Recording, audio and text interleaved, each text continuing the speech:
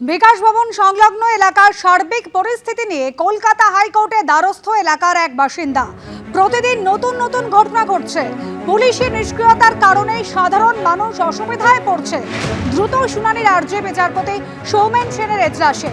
মামলা দায়ের করার অনুমতি দিলেও দ্রুত শুনানিতে সায় দিল না আদালত। হাইকোর্টে 700 জনস্বার্থ মামলা বিচারাধীন, যার 80% সঙ্গেই কোনো জনস্বার্থ জড়িত নেই।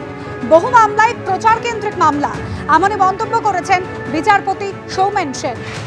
গণতান্ত্রিক দেশে গণতান্ত্রিকভাবে আন্দোলন করা, প্রতিবাদ করা বা কোনো রকমভাবে প্রতিবাদ প্রদর্শন করার অধিকার সবার আছে। আর বাংলা বলে নয়, ভারতের যত রাজ্য আছে, ভারতের প্রত্যেকটা জায়গায় অধিকার রয়েছে। কিন্তু আমি কোনোভাবে তাদের আন্দোলনকে ছোট করব না, সে ধৃষ্টতা আমার নেই। আমি কোনোভাবে চাই না এই আন্দোলনকে রাজনৈতিক রঙে রাঙানো হোক। কিন্তু যারা আন্দোলন করছে, আমার তাদের কাছে অনুরোধ থাকবে যে আন্দোলন কখনো হিংসাত্মক হয় না।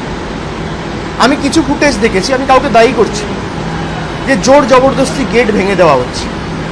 আন্দোলন কখনো উগ্র হয় না, আন্দোলন কখনো হিংস্র হয় না। আন্দোলন করার অধিকার সবার আছে, কিন্তু কোনোভাবে আন্দোলন যেন হিংস্র না হয়, আন্দোলন যেন কোনোভাবে বল প্রয়োগ করে কোনো সরকারি সম্পত্তি নষ্ট করে, কিছুভাবে গেট ভেঙে জোর জবরদস্তি বল প্রয়োগ করে, সেটা হলে আন্দোলনের যে সারমর্ম বা যে এসেন্সটা সেটা কোথাও হারিয়ে যায়। এটা আমার দৃঢ় বিশ্বাস। বাকি আন্দোলন যে কেউ করতে পারে, এতে অসুবিধার তো কিছু নেই। আর সরকারের ইন্টেন্ট পরিষ্কার করেছে। আমরা রিভিউ পিটিশন ফাইল করেছি সুপ্রিম কোর্টে, ম্যাটার সাব জুডিস। বিচার ব্যবস্থার উপর ভরসা রাখুন, আজ নয় কাল আমার দৃঢ় বিশ্বাস বিচার হবে। এই সরকার এমন জায়গায় চলে গেছে যে না সরকার প্রশাসন চালাতে পারছে, না কোনো উন্নয়ন করতে পারছে। বিরোধিতা বাড়ছে, তো ভয় দেখিয়ে বন্ধ করার চেষ্টা হচ্ছে। এইভাবে কতদিন মানুষকে ভয় দেখিয়ে রাখতে পারেন? মমতা ব্যানার্জি নিজে আন্দোলন করে এসেছেন, জিতে এসেছেন, উনি জানেন ইতিহাস কি হয়। যদি সত্যকে দাবানোর চেষ্টা হয়, আন্দোলনকে দাবাতে গেলে কি হবে সেটা উনিও জানেন। আর সেটা 26 যে যাওয়া না গেলে, না যদি যাই তাহলে পরে অ্যারেস্ট করা হবে। আবার এটাও ঠিক, যদি যাই তাহলেও যে অ্যারেস্ট করা হবে না, এটাও তো ঠিক না। আমাদের যে আইনজীবী আছেন তাদের সঙ্গে কথাবার্তা চলছে।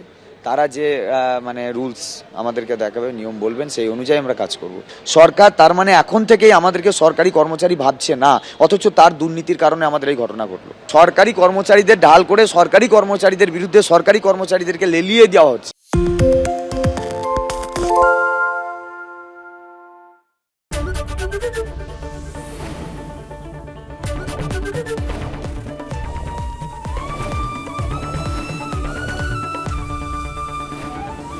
এবিপি আনন্দ এগিয়ে থাকে, এগিয়ে রাখে।